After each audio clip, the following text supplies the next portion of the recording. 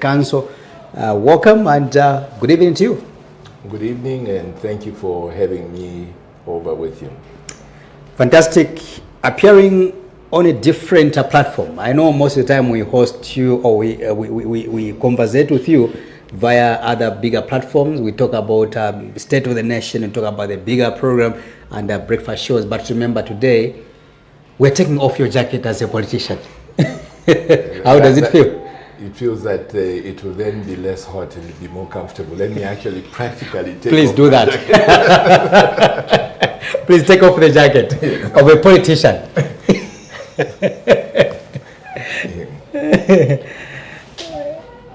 Yes. You can actually hang it behind that is so that you are comfortable. Much more comfortable. Yeah. Yes. Now we are at a fair. But I've still got one up on you. I've still got my tie. No, the necktie is okay. I'm not that afraid with the necktie. I was just afraid with the jacket. The jacket. Welcome, State Council. Thank you. Great. Let's get into it, State Council. The viewers have summoned you this evening on my life experience with IP to just understand who Sakwiba Sikota State Council is. Let's begin with your background, your life journey. When were you born, Sakwiba? Maybe before I get into that, let me correct 2 points in the intro. Please do that. That you made. The first correction is that I was not the first vice president of the United Party for National Development. Wonderful. There are two positions of vice presidents at that time. And the first one was actually Dr. Mulirwa. When I went into UPND, at first I went in as chair legal. It's only after about 5-6 months that my colleagues thought that I should be bumped up to become vice president. Beautiful. And so that's when I became vice president. So we were two vice presidents. Okay. And then we went for elections a few months after that, the actual convention. Yeah. I stood for elections and I went through.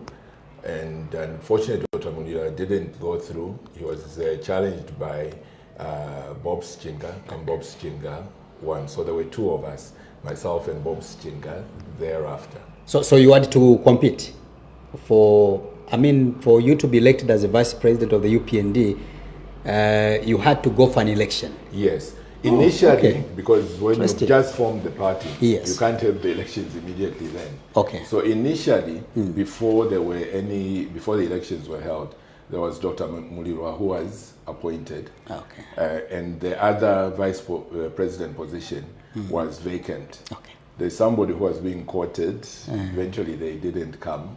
And I went in as chair legal. I see.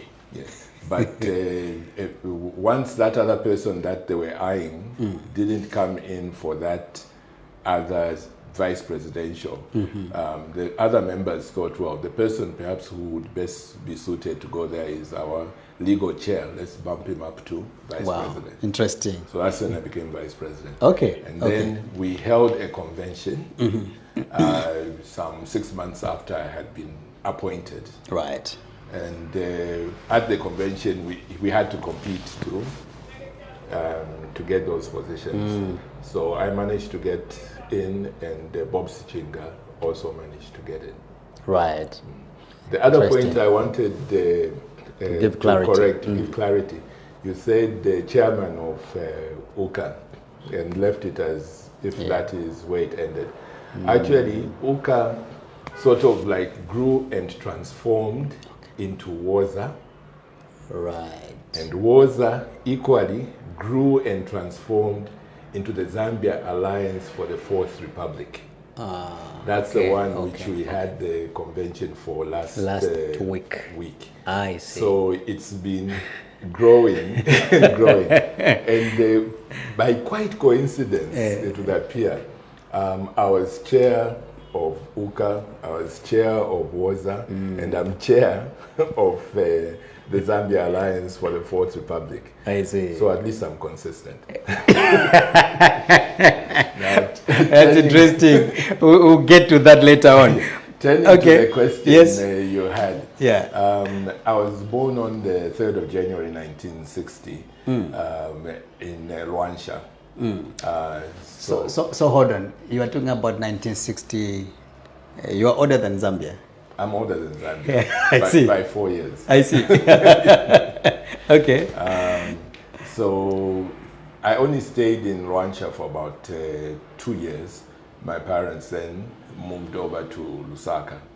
So if you ask me to take you around Rwanda where I was born, I'll probably get you lost in one or two places. I'll do a better job of showing you around Lusaka. I see. Yes. Well. So even my primary school, therefore, was in Lusaka. Okay. I went to North Mid Primary School. Ah. At the time, we didn't have North Mid Secondary School. Okay. Right now, if you go there, you'll find that at the corner of Paseli Road, there is the secondary school, what they're calling the secondary school, where the swimming pool is as well. Yes. And then further down, going eastwards, that's where now the primary school is. At that time, this, which is the secondary school, was the primary school. And that's where we went. And the secondary school was not there. Those were just playing fields and so on. After a few years, I think when I was in grade 5, Yes. My father got transferred to Mungu. Right. So I then went to Mungu Primary School for almost a year. Who was your father? Agre Mulala Sikota. Okay. Yes. He was a politician. And in fact, a lot of unit meetings would take place at our house. I see. Because they used to, because of security situation, move around. You know, they would never always have them at the same place. Okay. And a number of them were what we call security concerns today. security concerns, but real security concerns. Okay. Not these fake security concerns that they put up today. So a good number of them were held there. My mother was a nurse. Right. In fact, she was the first state registered nurse in Zambia, the first black Really? state registered nurse. Yes. Wow. That's why if you go to Levi Mwanawasa Yes. University, the lecture hall for nurses, you'll see that actually they've got Kaperwa Sikota on there. That was my mother. And that's why Don't tell me that. That's why they've named the lecture hall after her. Oh. She was the very first black Registered nurse. state registered nurse, yes. And she was also very, very militant in terms of politics and so on. Right. That's why, like, even hosting some of the UNIP meetings and so on were being done at our house. And then she actually was a one-woman union. I say she was a one-woman union in the sense that, like I said, she was the only black state registered nurse. So when she came into work, the white state registered nurses were getting maybe 3-4 times her salary, yet they were the exact same qualification. In the staff dining room, she was not allowed to go into the staff dining room. There was all those kinds of discrimination. And like I said, she was the only one, so she was the one-woman union. She started fighting it. I see. She started fighting it. I hear you. To the extent that her issue, Yes. was even raised in the British Parliament, in the House of Commons. They actually raised them, That's named them by interesting. name and said, Yes. and they tried to defend, to say, no, that is not the case and so on. But because of it getting right up to there, they started changing the way they were treating her, allowing her to be in the staff room and so on. But she did that fighting on her own. Wow. Because she was the only one I hear at you. that time.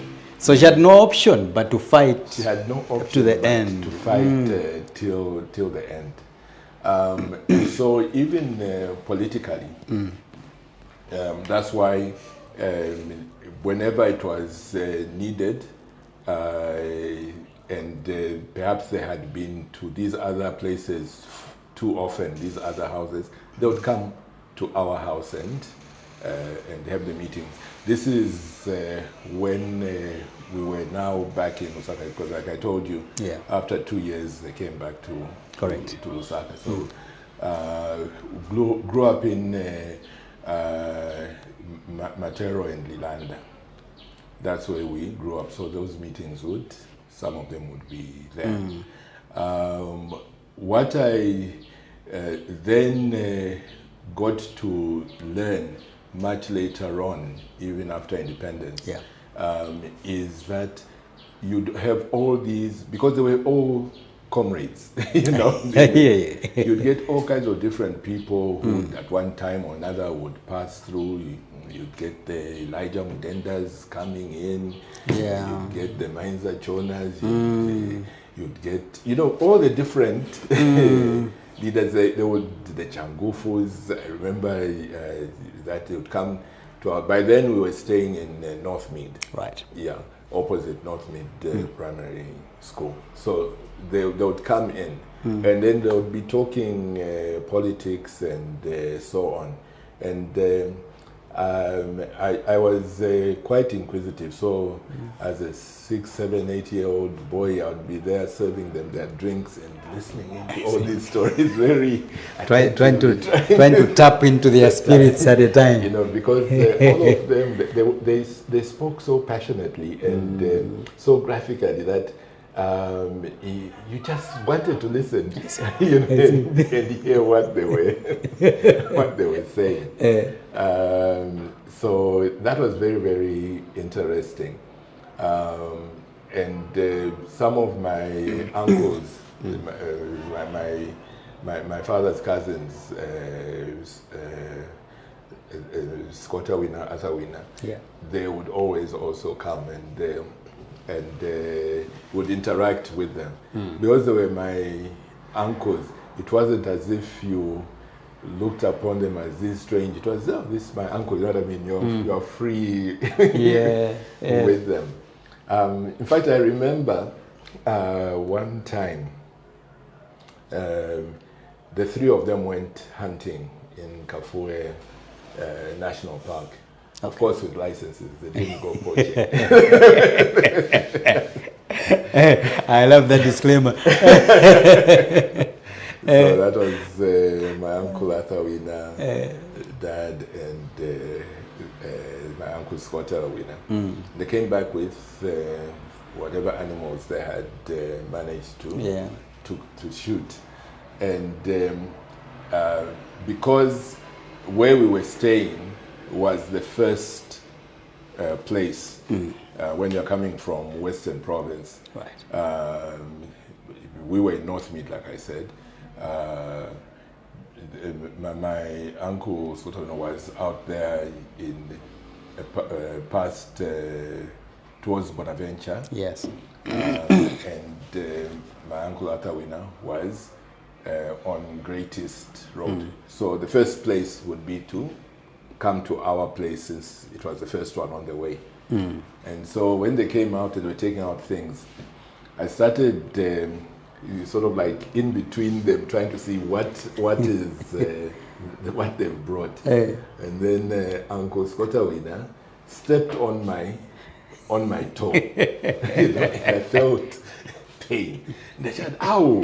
And he said, "Oh," he went, "Oh, sorry." And then I said, "Sorry again, you take a toko," meaning sorry when I've already felt the pain. So he burst out laughing when I said that. I said to myself, this uncle of mine, he hurts me when and then he starts laughing. But he was laughing at me saying, "Sorry again, you take a toko." Sorry when I've already felt. And by coincidence, the following week, they were at home for something else. And there's another uncle of mine, Mr. Lichilana, late Lichilana. He's actually one of the people who did the national anthem. Yes, he was quite musical and so on. Late Chilana, my uncle. There was something being done, and then he stepped on my toe. Uncle Chilana stepped on my toe, and before I could say anything, he said, "Oh, sorry." And then Uncle Sikota said, "Sorry, Inga utuleka lebutuku." Sorry when he's already felt the pain.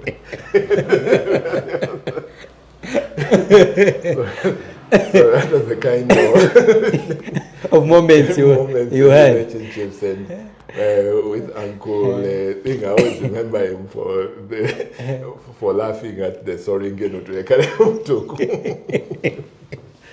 So anyway. There was always politicians, always family coming together and meeting. And during holidays, especially the long holidays, would always be sent to the village to go and stay with our grandparents. Okay, interesting. So we would go deep on into the plains because they had a place in the plains which was theirs, and there's the migration. Yes. Now, at other times they would come to the high lands to think, but most of the times when we'd go there, we'd go to the place in the plains, which was really, really out in the boondocks, grass thatch, and so on. And not the one in the highlands. And you had water all around, and you'd go out fishing to fish for what you did. So you'd have fresh fish every single day. And then some of their animals, they brought them there so that you'd have milk and so forth.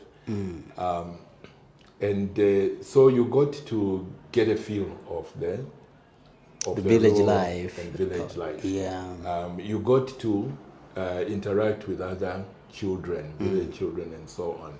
So you got a grounding of different cultures within our country and different living situations of different people. So you get to understand the difficulties that others have, and also the advantages that others have. Advantages that I used to love, and which when you come back to Lusaka you can't have. In the morning when you get up, you just go to the crawl, and underneath the cow you start. Oh, I see. Enjoying the milk. Enjoying the milk. I hear you. So, which is something out here you cannot have. You can't find it here. No, I'm saying you can't find it. You can't find it here, you know. And then you also had when you'd have festivals. Yeah.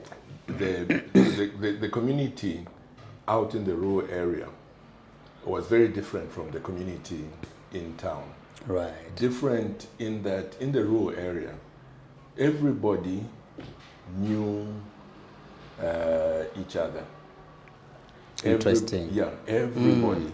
Now here that's a rural setup. That's a rural setup. You are always concerned about your neighbor. Yeah. Here in town, you may not even know who your neighbor is. You may never even talked to him.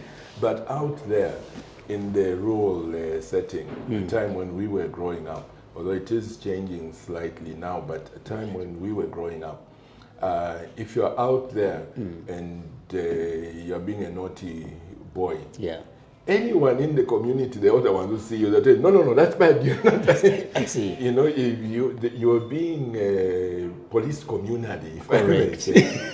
Very correct. And there wouldn't be anything like, hey, why did you discipline my son? You know, it would be, thanks for setting him right. So there was more sense of community. Wow, Ubuntu spirit. Yes, I am because you are. Yeah. You are because I am. Yeah. And it's something that we have to bring back and to inculcate even into the cities, because that is something that really is helpful. I mean, we had that situation a few years back, is it 2 or 3 years back, when those girls who were doing the Airtel money and so on were kidnapped. The Pamela Chisomba and the team. And the team. And they were right in the middle of... There you go. And the neighbors didn't know that is happening. Exactly. The time when we were growing up there in the rural area, nothing like that could have happened. I hear you. You know, because everybody knew. Becomes a brother's keeper. Yes, you know. So if we had that, those girls would not have gone through what they went through. Interesting. So we lose out in terms on the of cultural values and cultural everything values like that. and so on. Interesting. You mentioned about, I was actually curious to also dive into the Sikota's name. You know, this name is not common, you know. It's not as common as the Piris, you know, the Mlengas, you know, the Hamongas. These are common names. Yeah. But the Sikotas are quite few in this country. I could be wrong. No, the name it's like this. The name Sikota is actually not so rare. Yeah. As a first name. Okay. But as a surname, it's very, very rare. But as a first name, it is not rare.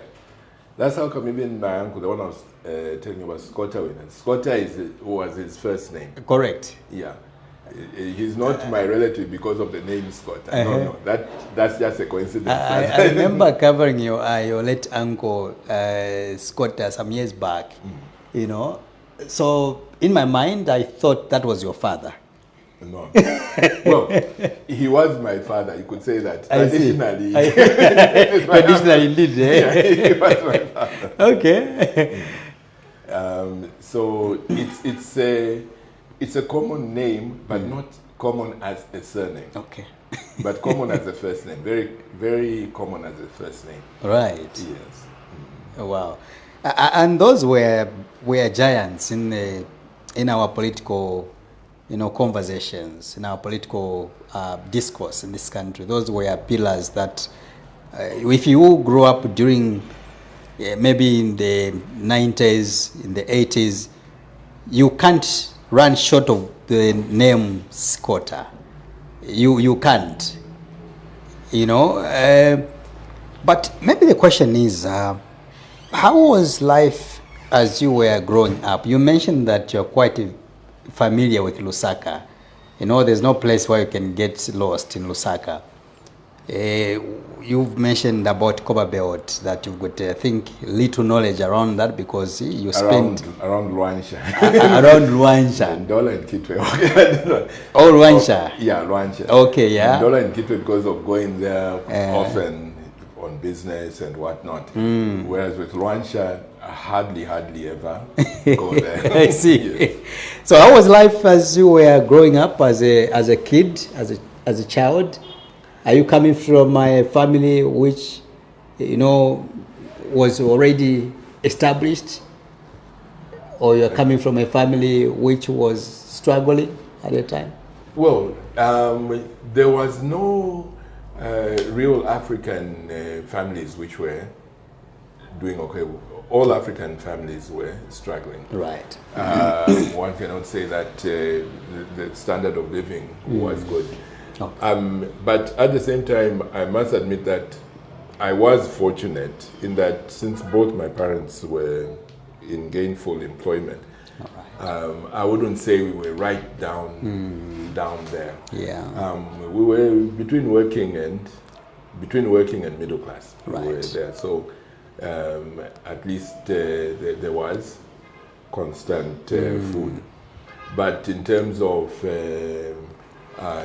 being able to live where you wanted to live and so on, that was not there until, of course, our parents, the freedom fighters, liberated the country.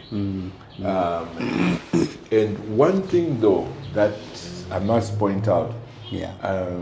Perhaps for you, you never saw it. There used to be what is called Z magazine.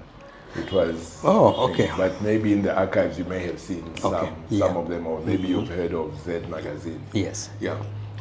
If you go and pick up any copy of Z magazine, Yes. and flip through, because they had lots of pictures in Z magazine, and you flip through, you obviously note that life then was better than today.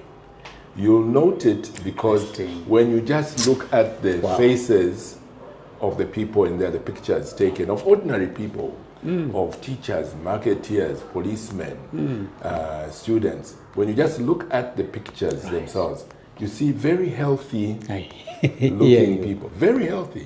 It's very evident. Right. You know, you don't see somebody who looks like they need food. I hear you.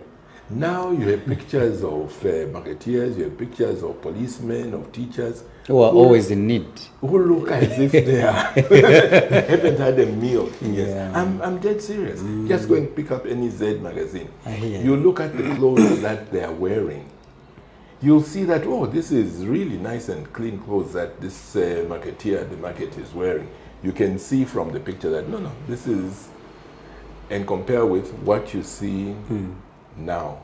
What you see of the teachers, the policemen, even the way they fit in their uniforms. Right. It's very, very evident that the standards of living have gone down. Right. It's very, very evident. Yeah. I think that also the other thing that you notice is the great disparity between the haves and the have-nots in our society. The haves really have life which is, even the people out in Europe would love to have the lives of our haves. Yeah. And then you look at the other end of the scale, the level of poverty. You know, as leaders, we should be ashamed that we've got such a wide income disparity gap. We should be ashamed, and we should be focusing on doing something about it. You know, we should actually even you find that our leaders go out there bragging about how rich they are and flaunting their wealth. I think that's very insensitive. There was, I think, a minister who went to some auction and he bought a chicken, was it for 20,000 kwacha or something ridiculous like that? Wow. I'm sure you I saw that. I saw that. And you think to yourself, how insensitive. That was on the cover board. Yes, how insensitive is this?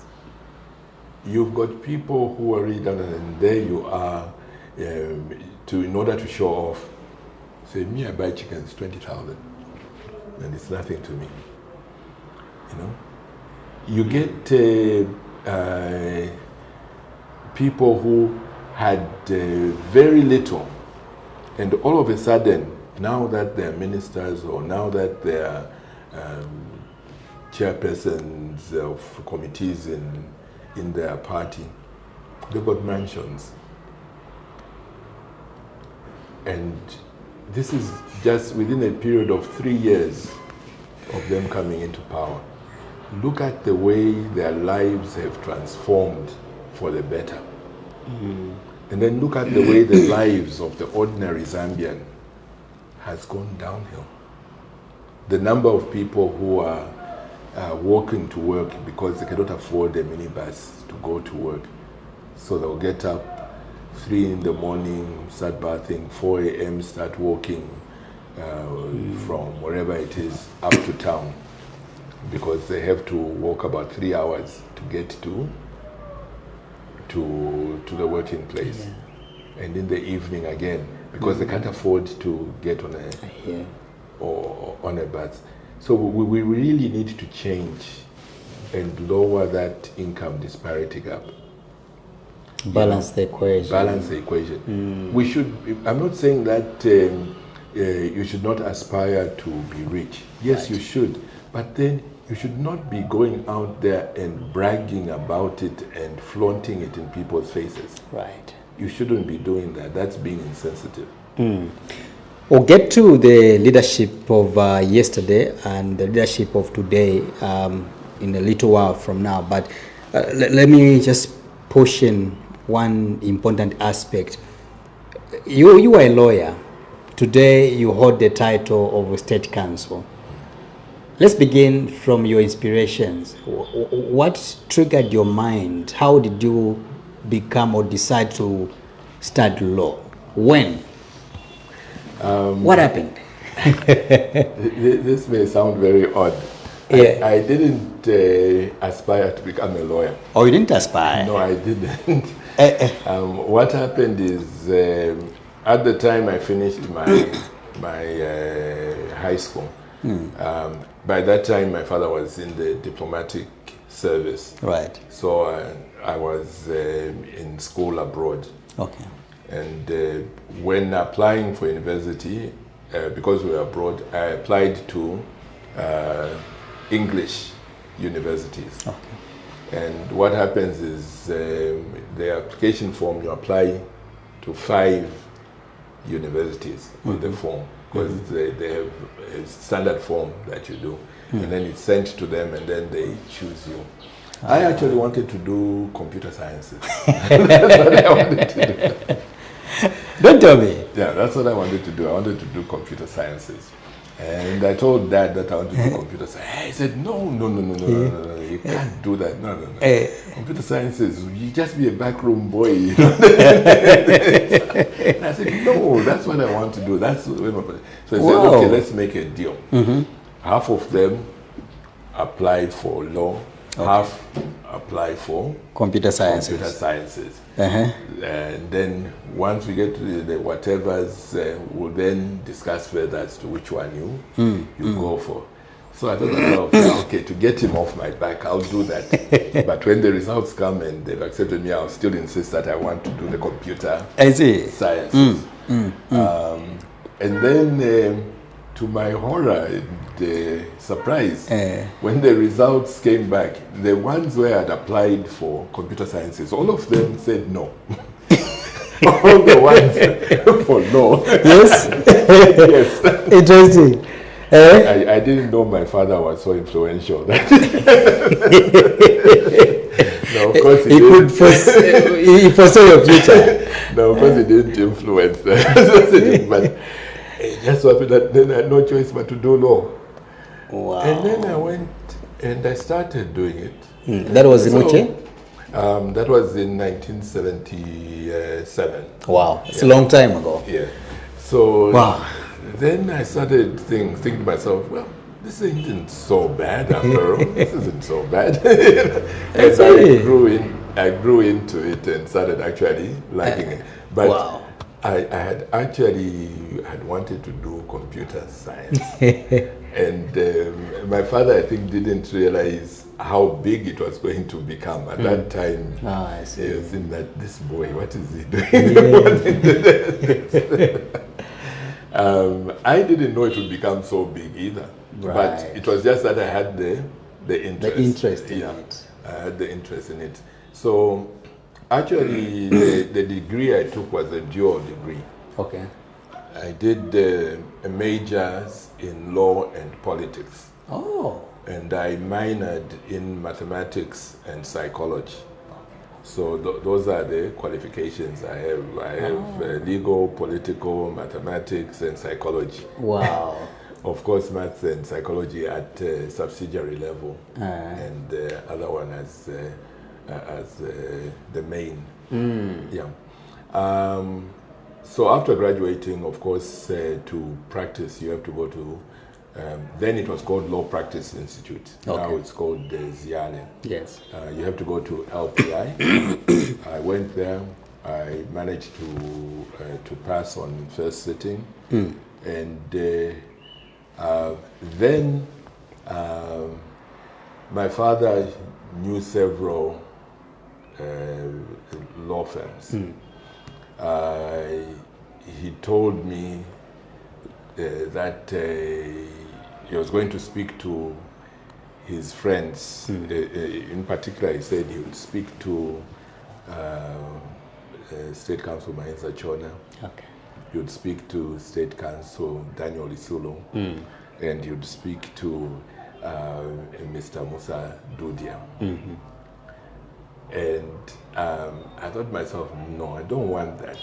All these were very, very, very good, high-end firms. Yes. But the thought of going to a place where he had sort of talked to his friends Yes. didn't sit well with me. So I went. So you didn't want to get into an institution via a connection? Via connection, yes. And I got no doubt they would have taken, taken me I see. in, because I mean they were friends. They were friends, exactly. And so on. So instead, I went to Soli Patel and Lawrence. I went to them because all three were actually lecturers at the Law Practice Institute. Right. Soli in conveyancing, Ali in civil, Lawrence in domestic relations. So I knew them because of them thing. My father didn't know them, I knew them. And because they also knew me, since they were all my lecturers, they were satisfied to have me because they knew me, having been lecturers of mine. So that's where I started work at Soli Patel and Lawrence. And after about 3.5 years of working there, there was a late Judge Muziamba, who used to be the one looking after the firm for late Chigaga.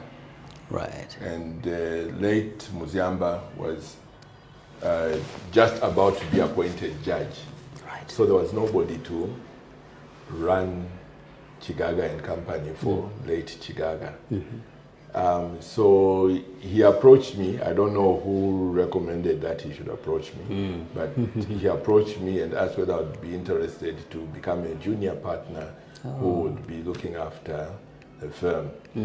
I loved being at Soli Patel and Lawrence. It was a great place to work, great place to work. But that challenge of running a firm, that's what grabbed me. So I went and saw the people at Soli Patel, me and Lawrence, and told them that this is what was there, and I was thinking about it. Are they going to be? And they encouraged me. They said, no. Go for it. Go for it. So I went there, and there was a junior partner. And then after about another 3-4 years, I and 2 other colleagues brought in 2 other people, apart from myself, bought off the late Chigaga, and we bought the firm. And then after some time, that's when I changed it to Central Chambers. So I've only had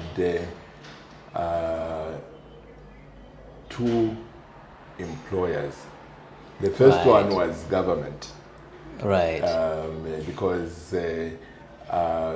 what I missed out is that when I finished LPI, I then started lecturing at NIPA. At NIPA proper, not LPI, but NIPA proper. Okay. So I would lecture like civil servants on the civil service regulations, medical people on legal medical issues,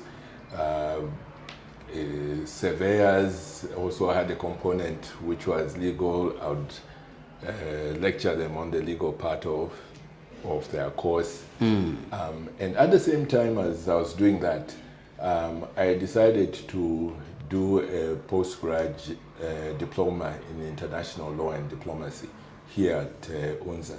Right. So I was doing that, and I graduated from there with the postgraduate diploma in international law and diplomacy. Yeah.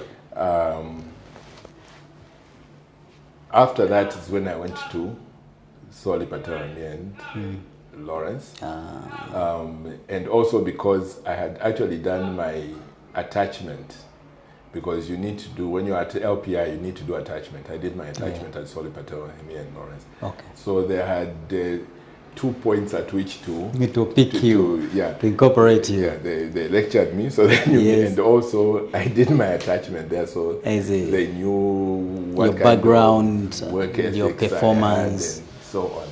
So that's why it was easy to go there. And then after that, with Chicago and Company, I was no longer employed, but although a junior partner, it meant that I was working for myself. So since 1985, I've been self-employed.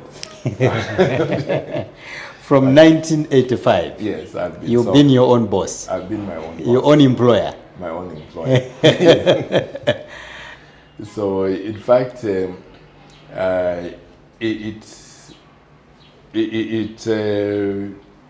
makes me somebody who, if I'm somewhere, let's say I get into government and find that the things that are happening are not the right things or correct things, it's not that I'll be going into government for a job. Right. All my life, I've not needed a job. I've been my own employer. So if I saw that things were not being right, I would say, no, this is not what I came here for. Correct. And I would resign. Because you are a government on your own. And I wouldn't want to have somebody make me do wrong things for the sake of employment. I don't need that employment. But I've got a really deep passion to try to serve the Zambian people. It is truly a passion to try to serve them, you know. And it's not about me, but about really wanting to serve. It's interesting. Let's briefly talk about your law practice. I mean, for many decades now, you've been into law practice. What are some of the exciting moments you've experienced in the law practice for all these years you've been around? Let's begin from the positive note.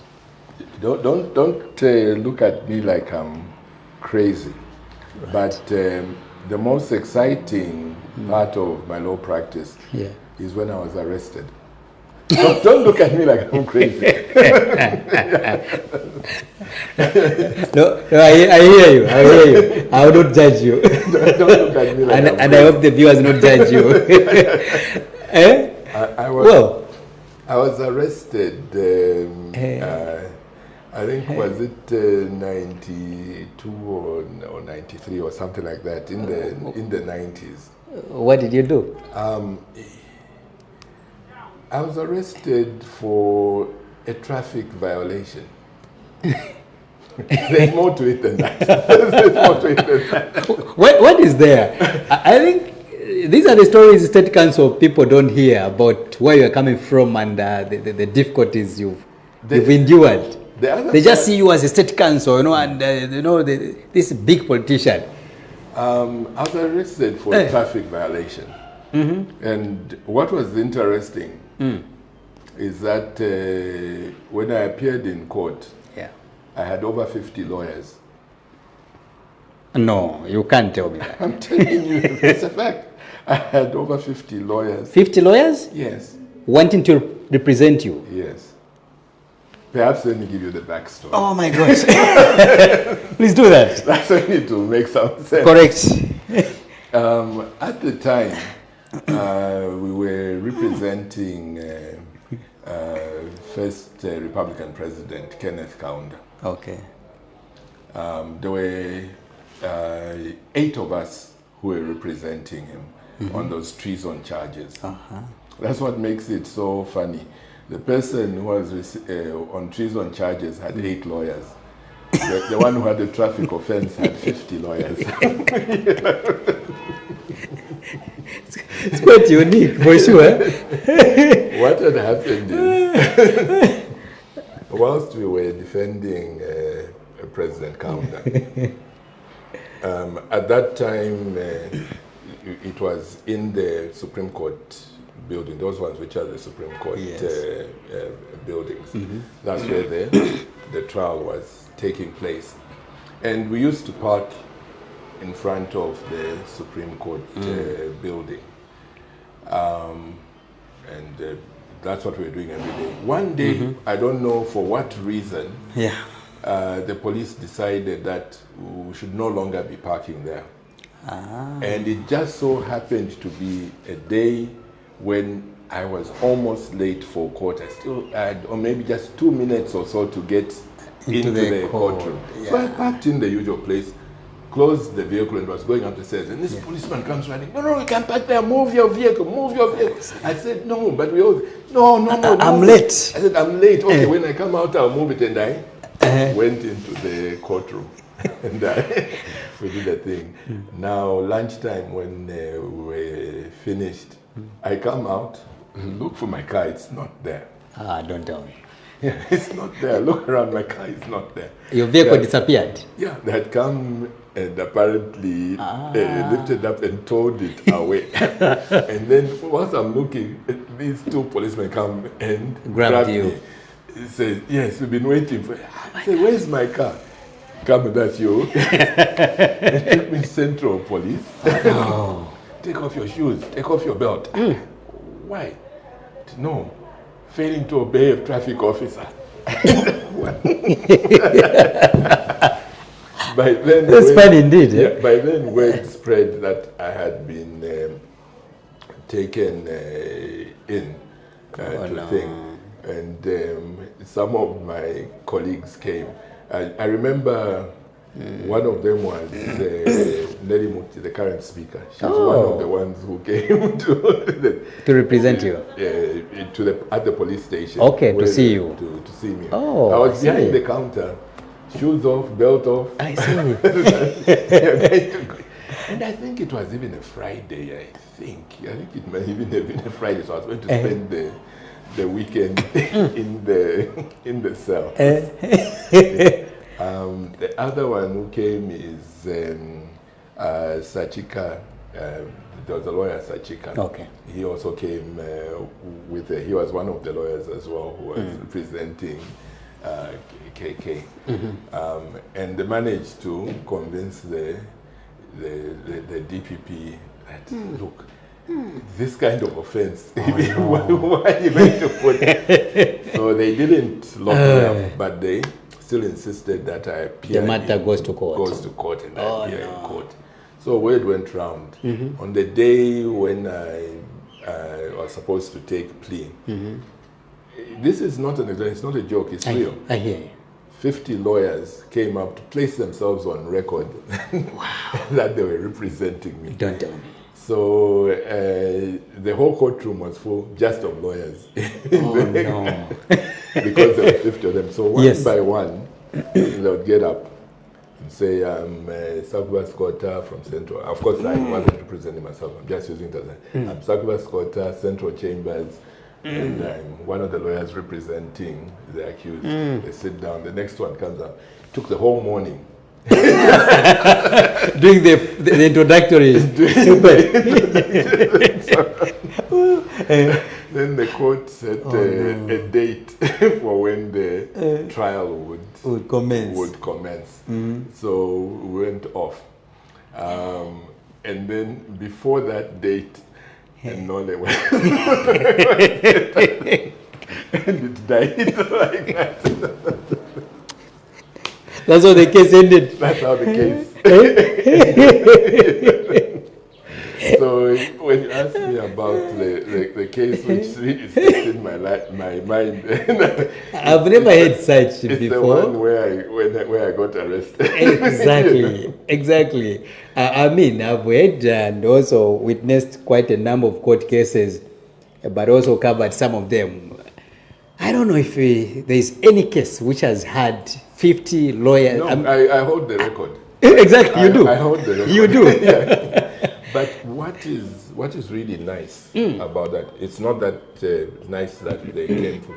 What is nice is that the legal profession Yeah. came together In and unison. spoke in unison. Correct. And when they did come together, Yeah. it was so powerful that the state just had to enter a nole. That sent shivers into the. That sent shivers into them. And I think that as a legal profession, we need to get back to those days where when we see something is wrong, I get the message. we should all come together and make a statement. Correct. That is something that we need to. By so doing, we'll be able to sharpen a society we want. Yes. And also keep those in government in check for them to know that they cannot just do anything that they wish to do, that they have to do things in a proper legal way. Beautiful, beautiful. You've mentioned about Dr. Kenneth Kaunda, of course, up to the time was charged with those treason charges, allegations, which of course did not yield any positive results at the end of the day. I also do remember that there was a time at which KK was declared stateless, after serving this country. Him in that case. After diligently having served this country, Dr. KK, for many years, 27 years, the man is out of power, and people are saying this man is a foreigner. What is worse than that? What is worse? Yes. That is bad. It's very, very bad. But for me, what seemed to be even worse was when they went to search his premises, brought in cameras and everything, armed police and everything, that it's believed he has stolen things from State House. Wow. Cameras rolling the whole day, and he was there. He just stood the whole time they were doing that. He stood with his hanky, just looking very calm and everything, looking at them. And then at the end of the day, from morning till, they were doing the search. They say, we found 2 books from the State House library. Books. Books. Books. We found 2 books from the State House library. Even if they were from the State House library, even if they were, do you really think that he went out there to steal them? I mean, you're packing up lots of things. Yes, correct. And there's 2 books. Even if they were from State House, are you going to embarrass your former head of state? The founding father of the country. Over 2 books. And then you spent the whole day carrying out a search. With armed people, you know what I mean? Like he's committing treason or something like that. That I think was extremely sad. We should be sensitive with certain things we do. I think that is along similar lines with the issue of the burial of the current president. We should not be having things of that sort happening. We should not. That thing should be resolved quickly. It is saddening that we have such things happening. I don't know why we always want to make our former heads of states embarrassed, or their families embarrassed. I don't know why. It's something that happens repeatedly. I mean, the same happened with Rupiah Banda. Correct. I represented him as well in that matter. And you think to yourself, why do we do that? Are the people who come into power so lacking in confidence that they must destroy the one who was before them? That shows a distinct lack of confidence in yourself. Why is there a need to do that? Absolutely no need. We need to change that. We're a laughing stock out there. We are. We are a laughing stock out there in the rest of the world. Beyond Dr. Kaunda, who was persecuted, if that word is correct. It's correct. I want you to confirm as a lawyer. It's correct. Was he persecuted or prosecuted? Which one? He was prosecuted and persecuted. Wow. Prosecuted wrongly, and that's why it returned into persecution. Right.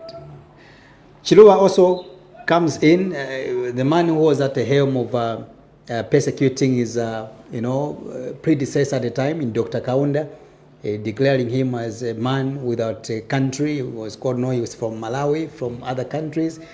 Again, fast forward, Chiluba, 20 years in power, he comes out later on, not 20 years in power, 10 years in power of Dr. Chiluba. When he got out of power as well, the same spirit, the same behavior followed him. He himself, again, he was taken to court. Later on, he was accused that he was coming from, again, another country, or so many countries, Congo and stuff like that. What happened? You were there during that time. Share with us.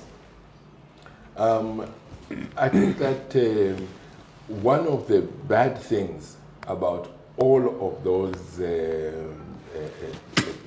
persecutions is that the sitting president at the time, and each one of them, made very prejudicial comments regarding the cases. Right. You know, when you're president, you should not then be saying, I know IP what he did, and we're going to make sure that IP is going to pay for what he did. Right. Unless he comes and he maybe agrees to bring back the money that he stole, IP is going in. You're prejudicing the case. I see. You've already judged that person to be guilty. It's not right. We must stop doing that. When you are head of state, if you are asked about any legal matter which is in court or is about to go into court, if you are a decent human being and a proper leader, you will decline to comment and say it is up to the courts to look at the matters. To do anything else is wrong. To do anything else, I would venture to even say, is something that should lead to impeachment. Because you are using your powers and your position to disadvantage citizens. You should never do that. Never. So we need to change that. And I think that we need basically a fourth republic. Right. That is the reason why a group of us who are in it not for positions, who are in it not to make financial gain, who are in it not to revenge against anybody, have come together and formed the Zambia Alliance for the Fourth Republic. That Fourth Republic must do away with things such as those which have been happening repeatedly. That Fourth Republic should be people-centered, citizen-centric. That Fourth Republic is supposed to ensure that no matter which part of Zambia you come from, it doesn't matter. What matters is your skill and your capability. That Fourth Republic will make sure that there is true transparency. If we have mining contracts, everybody should know what are the terms of those mining contracts. If we give a contract to somebody to build a highway, that should be made absolutely public, that anybody can go and look at it. And in fact, even before it is entered into, the people should have a say in it, in that you say, we are proposing to go into this agreement. Direction. What are your thoughts? Because Zambia is supposed to be for the citizens. It is not supposed to be for the leaders and their friends. Zambia is for the citizens. And the Fourth Republic is going to ensure that Zambia becomes again for the citizens. We get back to the days where if we revive Z magazine, remember I was telling you about Z magazine? Correct. The pictures in there will show, tell a story, will a tell positive story. Positive story. It should define the welfare of the people. Of the people. So that is what us in the Zambia Alliance for a Fourth Republic want. And also to bring together people who do not have a history of having done wrong. Right. Put together a slate of people who, when the Zambians look at that slate, will also think, yes, that looks like it's a group of people who can do something positive for our country. There's no one single person, no one single person who can fix it all. Right. Or, that's powerful. Or who can fix most of it. There's no one single person. It's got to be the coming together of various ideas, various skills, various talents that will create a situation where you actually get good resolution of problems that we have. Interesting. If you look at independence in run-up to 1964, it wasn't that it's only Kaunda. Yes, he was important in the thing, and he was a good part of it. But he wasn't the only one. Yeah. You had the Kapwepwes, you had the Sikota winners, you had the Mudendas. Correct. The other winners. You had so many others. The mines that owners have mentioned them. Yeah. They formed a team. So that when you looked at the team, you got a sense of, yes, these people probably can do something. Apart from that, that team represented the whole country. The whole country. There wasn't that regionalism and so on. It represented the whole country. That's why you could even have somebody like Sikota winner who's not from the north go and stand in Chingola. Yeah. Correct. That was quite unique, huh? Quite unprecedented. So many things. The Simon Zukas would go and stand to any part of the country. So we need, that's the view of the Zambia Alliance for the Fourth Republic. That's our view. That we need to recreate that. And it worked. It got us independence. Right. It's not the only time that a team has done what is necessary. Even 1990-91, it wasn't Frederick Chiluba on his own. It was the team. And in fact, there are some people who thought Frederick Chiluba was not qualified. Yes. But they thought, but when you look at the team, it balances out. Correct. So the team is what managed to get us into the Third Republic. And again, when there was an attempt to go into the third term, what stopped the third term was not one individual, it was a team. It was not the people outside the MMD, but it was the people within the MMD and those outside the MMD. Yes. It was the team. It was the team. And hats off to the 22, the 22 being the ones who were in MMD. Yeah. To leave the party which is in power, and with some of them, they actually even were holding ministerial positions. Correct. To move away from that to say, we have to do what is right for Zambia, not what is right for ourselves. Fighting your own party. I take my hat off to them. But you get Bill 7. None of them had the strength of character that the 22 had. Not a single one of them. In fact, some of the people in the opposition, some of them were even bought off.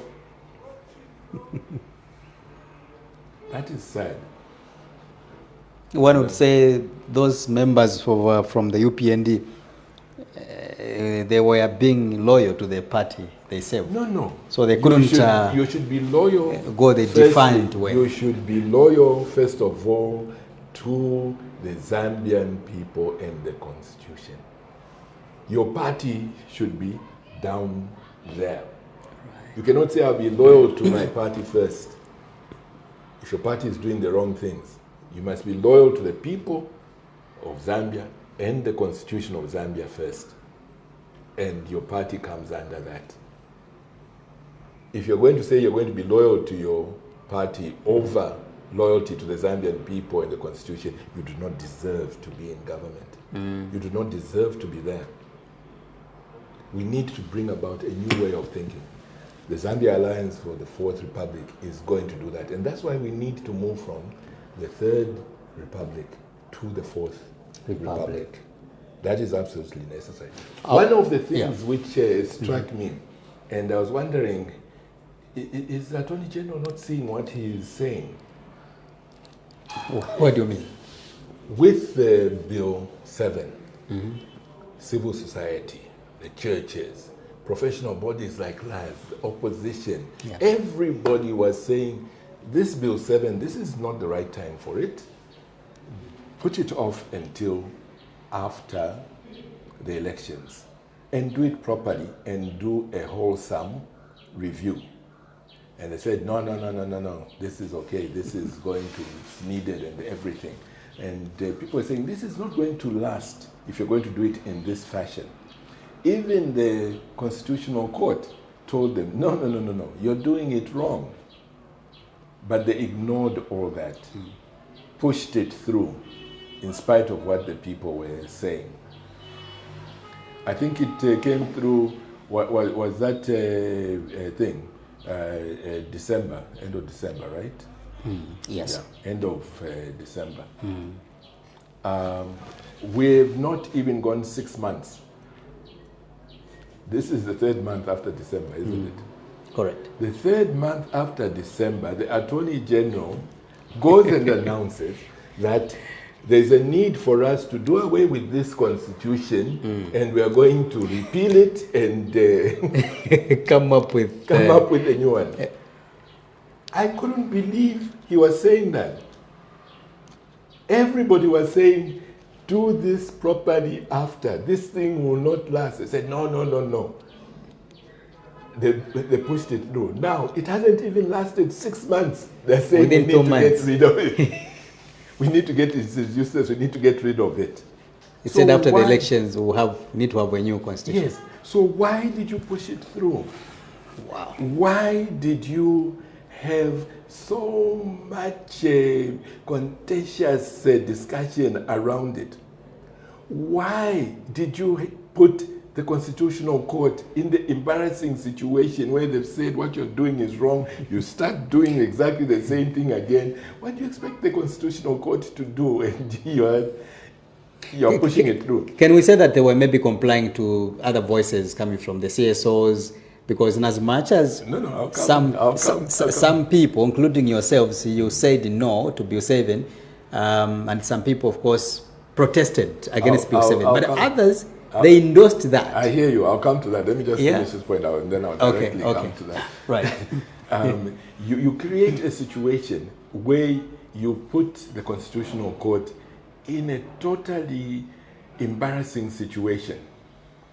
You create a situation where you cause the legislature to abandon its rules and everything in order to accommodate you and make them look as if they are not an equal arm of government.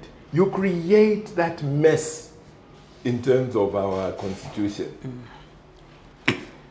for something that within 3 months you're going to say is useless and you'll have to get rid of it. Why did you put us through all that expense?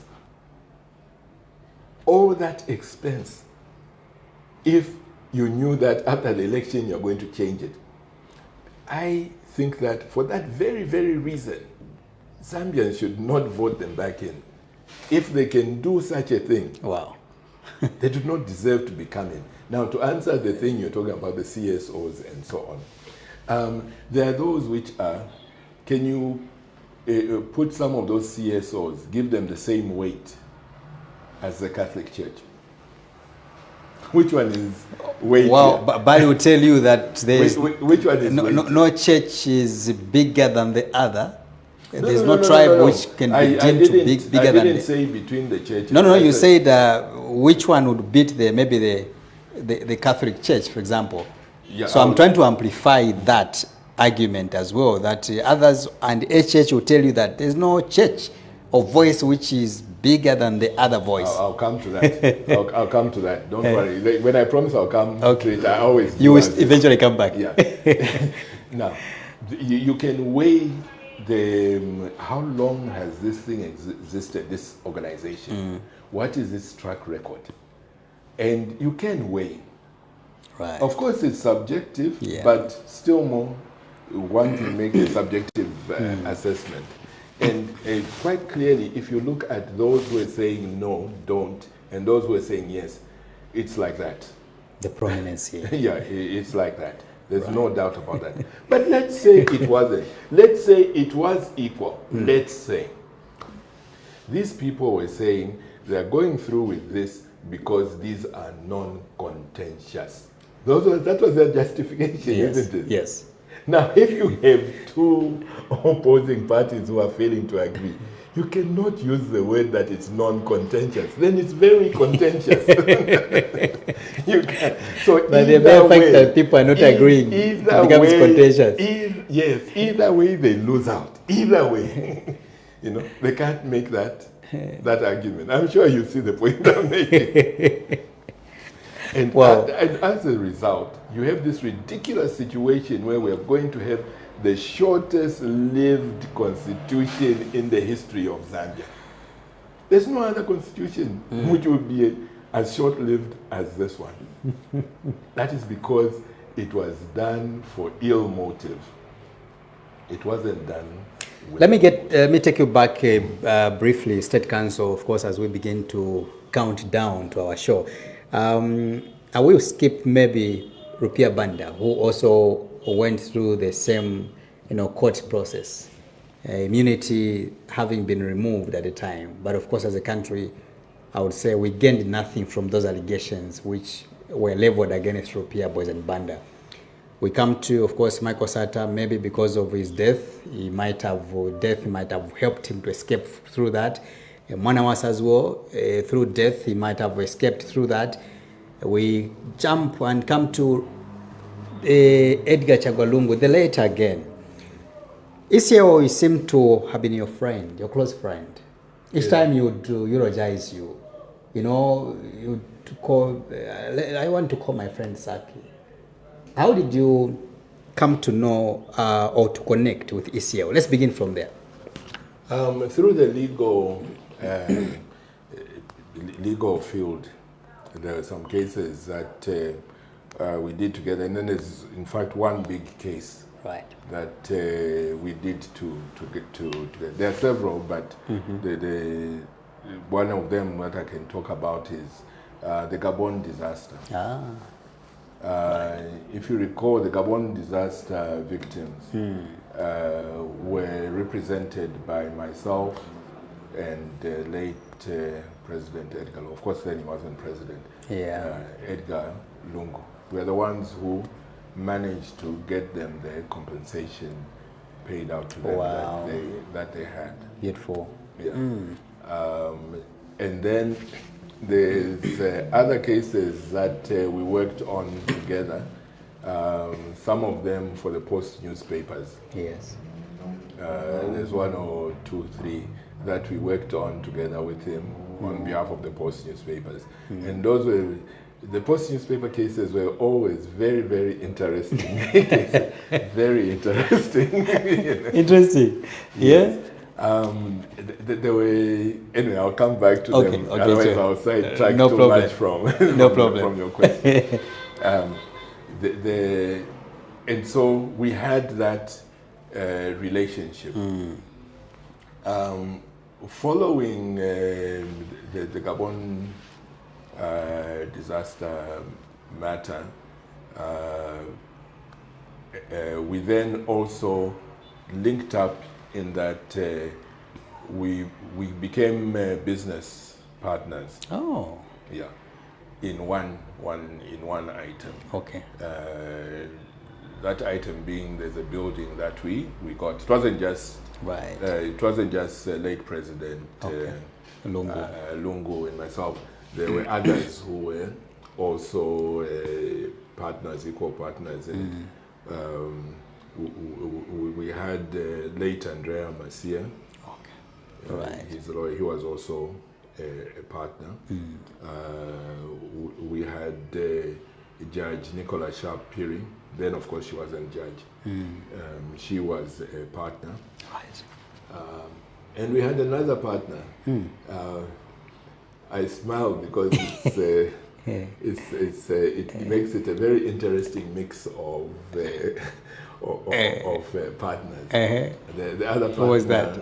Being Speaker of the National Assembly, Nelly Muti. Our own speaker. Yes. Wow. So you got a very interesting mix. So, oh my goodness. So you were a family. You know, you worked together. Yeah. Yourself, Speaker Nelly Muti, ECL, late Andrew Masie, among others. Yes. Wow. So it's a very interesting mix. It is. I think I've had quite an interesting life. No, you have. No, you've had it. So moving along as to how my relationship with the late president. When I was chair, remember I told you that I was chair of the UPND legal. Yes. At that time, each chair was asked to set up a subcommittee of 10 in their grouping. Okay. So I had to find 10 lawyers. He's one of the lawyers. I brought I see. the late president into UPND. I hear you. So you recruited him. I recruited him. So I was his boss. I see. Years later, he would become my super boss. Wow. At national level. At national level. A quite dramatic story indeed, life journey, eh? Yeah. So we've had that relationship. And of course, later on, when we first formed UCA, he also was part of it. So there's been that relationship. Right. Even though he was my friend, it's not that we agreed on everything. Right. So even in the run-up to the last elections, he did ask me to campaign for him. But I did let him know that no, there are certain things which I think I mean I appreciated him as a person and everything, but there were certain things about his party which I was not comfortable with. Not comfortable. Yeah. And he understood. Right. Yeah, you know, so he respected that. He respected that, and I didn't go out campaigning against him or for him. If you remember last election, I just stood by the correct. I remember by the sidelines. And I think that politics should not be something which sets you apart. You know why I'm smiling right now? When you mentioned that in the last election, you didn't participate, you didn't side with anyone, but you just stood by the sides. It reminds me the words of the late Desmond Tutu, who said, you cannot be a human being or a normal human being who would want to remain neutral. A human being should take sides. It's either you are for the oppressors, or you are against the oppressors? No, I don't know if that works with you. No, if I met Desmond Tutu, I would say, imagine that you are on the top of this hill. It's best you remain neutral. You go this side, you go down the cliff. You go this side, you go down the cliff. Safer to remain neutral. That is, State Council practicing law interpreting my statement. Please proceed. That's what I would say. I get you. Okay, so let's begin to count down.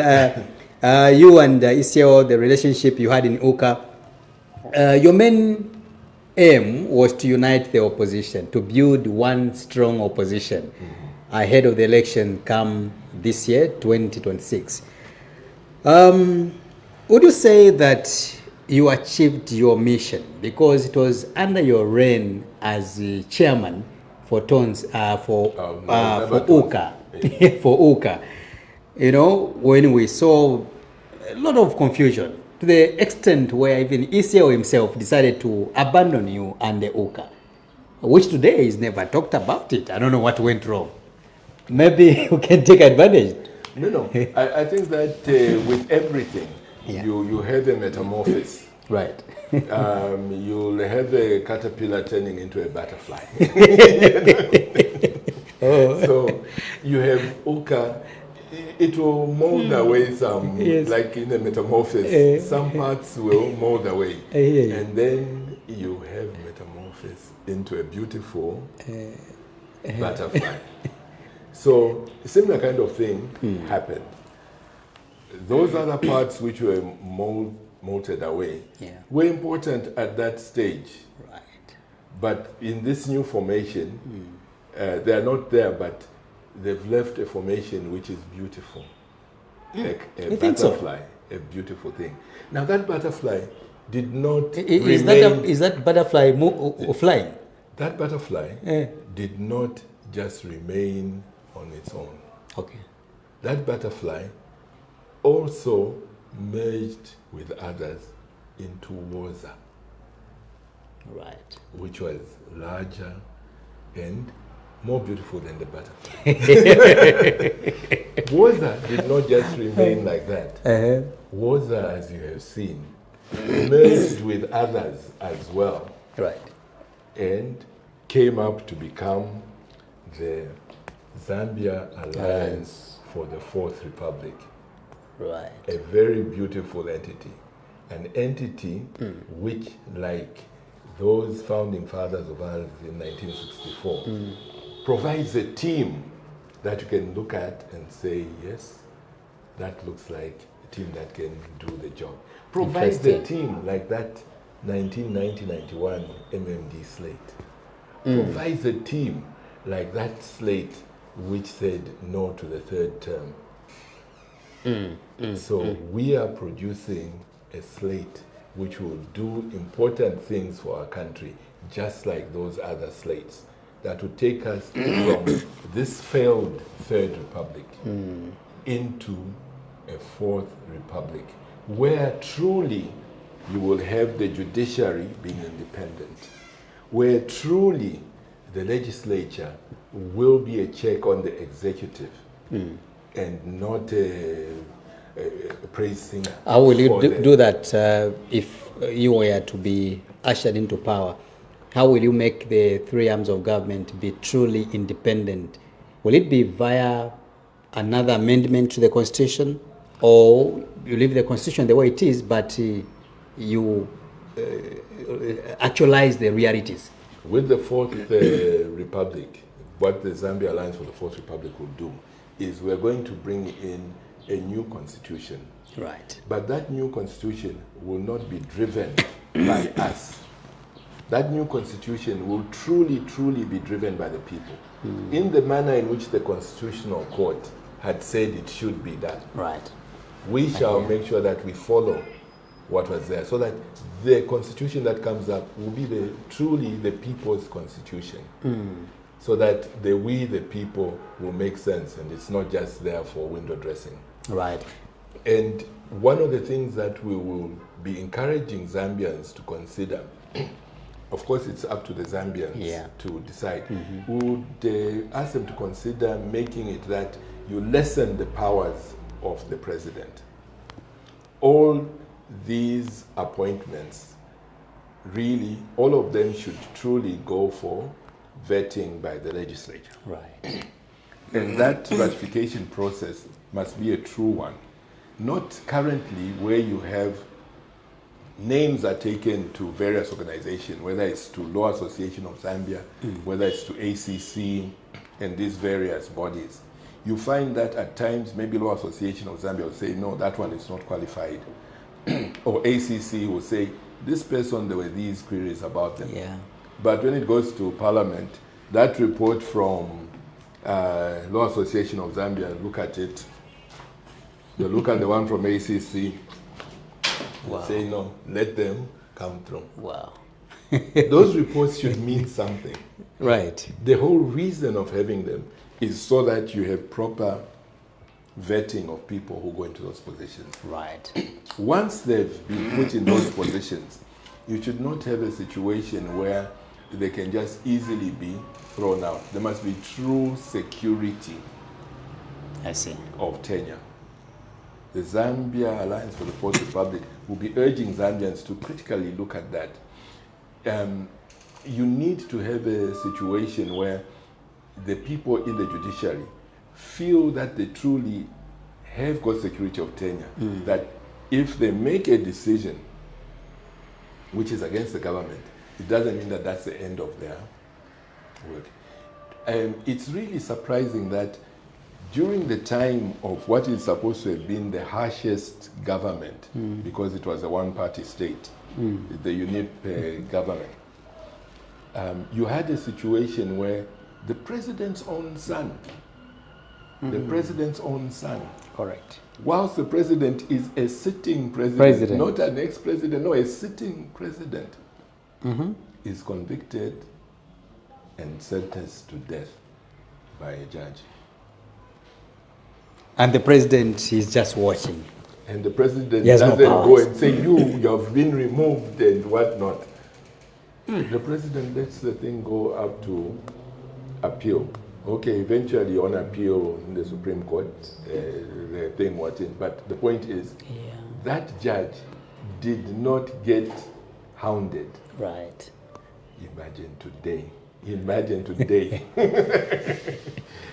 So the Zambia Alliance for the Fourth Republic wants us to get to a situation where you're not afraid to post something on the internet because of these cyber security laws. In fact, one of the main things that we've said is that within the first sitting of Parliament, when we come in, the Cyber Security Act will be repealed. Wow. Within the first Sitting of Parliament. Yes. It's something which is so straightforward to do and easy to do. You don't need to, there's no excuse you can give for not doing it. When you've promised the people you'll do that. Right. You should not become a liar and not do what you promised. Interesting. We have to go, State Council. My last question to you, how sellable is Kapembwa Simbao? Let's start from there.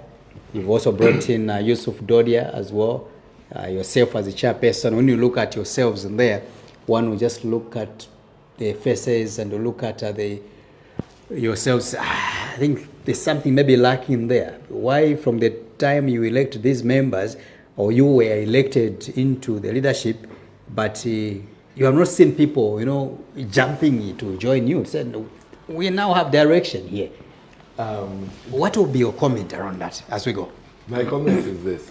Kapembwa Simbao is a very good candidate. There are so many positives about him. Right. Some of the positives, in no particular order, are that he is somebody who is very thoughtful. If you hear him speaking, he speaks sense. You may not agree, but you can see that it is a sensible thing and it is well thought out. It's measured. The measurement is the other thing.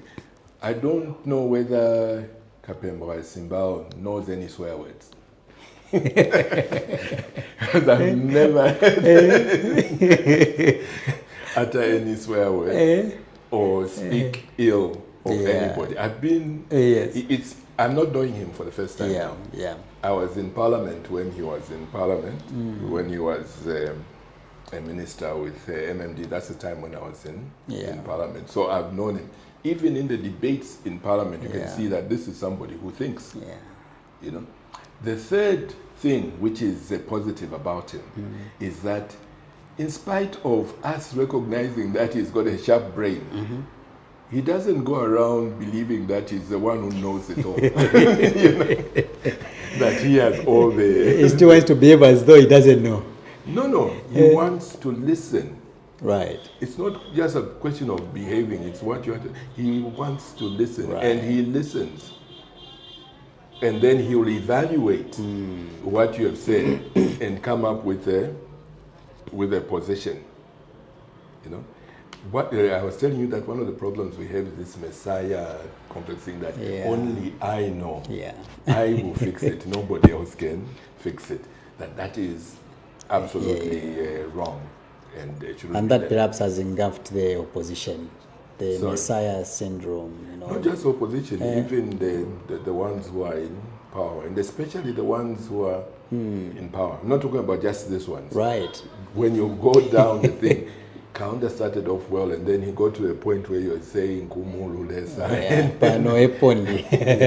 You know, that kind of thing, it's crept in. The fourth very important matter is that he is somebody who does believe in teamwork and is not so somebody who's full of himself. Right. The fifth aspect is that he is somebody who knows how government runs, because I told you years ago he was a minister. So you're not getting somebody who's got no idea of how government runs, but somebody who actually knows, who has been there. And he's been in critical ministries. Yeah, ministerial positions, yes, correct. Critical ones, so, which really are needed in this country. Right. The sixth thing is that having been in government, having been minister, you can go back in the newspapers and whatnot and everything. There's not a single scandal that you'll find associated to him. Not a single one. Yeah. Turning to Yusuf Dodia. He is somebody not stained by being part of any corrupt government or anything like that. He has not been. Secondly, he is somebody who understands business. You've seen him on various fora talking about business and explaining things. And talking about explanation, he's somebody who doesn't get over technical when he is talking to ordinary people about the economy. He breaks it down in a manner where a common man can understand. The man on the Kalingalinga minibus will understand. You know? Correct. So that is an advantage. The fourth advantage, of course, is right now we have these divisions in our country where you've got tribe and region and so on. And I must say, you also have divisions with regards to ethnicity.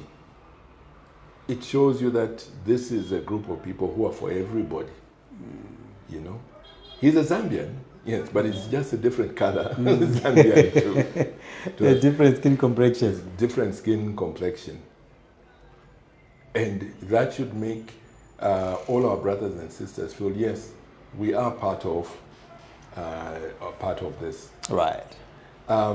You have others, but those are the two top ones. Main because of time. faces we have to go. Yeah. And like I said, it's a team. It's a team.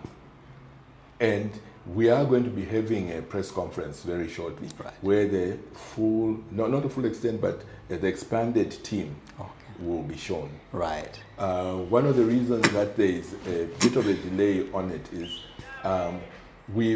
contrary to what you are saying, we've been having a large number of people who are excited by the formation who are contacting us. Okay. Right. Yeah. And we are meeting to evaluate where can we fit this one and so on and all that. Sometimes you were thinking of putting somebody forward in this position, and then there's somebody else comes and say, maybe that one better there. I see. So you have to be strategic.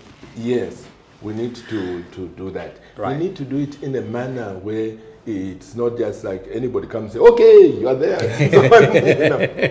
For the sake of you joining, this is a position for you. Where you may even get somebody who perhaps everybody knows that, that one there is a crazy fellow. And just because it's somebody joining you, you even put up big press briefing. So I know those things very well. Where you're just looking at numbers. We're not looking at just numbers. Right. We are focused on quality. Quality is very important. Right. Because it's not the numbers which will change the lives of the Zambian people. It's the quality of the people you put there that will change the lives of the Zambian people. And the Zambia Alliance for the Fourth Republic is going to be doing things so different from others. State Council, thank you so much for coming through to my life experience with IP. No, thank you. You've made me destroy even my books by throwing them on the ground. It's okay, we'll pick them later on. All right, I've been speaking to State Council Sakwiba Sikota, of course, who is a lawyer, but also a politician, trying to share his life background.